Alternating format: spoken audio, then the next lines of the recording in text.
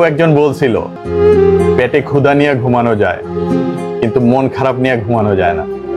এক সময় যখন এই কথাটা শুনছিলাম, ঠাইসায় উড়িয়ে দিছিলাম যে মন খারাপ কি এমন ব্যাপার যে রাতের ঘুম কেড়ে নেয়। কিন্তু এখন বুঝি মন খারাপ মানে শুধু কষ্ট নয়, এটা এক ধরনের অজানা ভার, বুকের ভিতর জমে থাকা না বলা কষ্ট, একা হয়ে যাওয়ার চাপ। পেটের ক্ষুধা একসময় ঘুমিয়ে পড়ে, কিন্তু মনের ক্ষুধা সারা রাত জেগে থাকে। মন খারাপের সময়গুলোতে পৃথিবীটা অনেক দূরের মনে হয়, কাছের মানুষগুলো অনেক অচেনা হয়ে যায়। তাই আজকাল রাতে ঘুম আসে না ঠিকঠাক, ঘুমাতে গেলেও মনের ভিতর যুদ্ধ শুরু হয় নিজেকে বুঝানোর।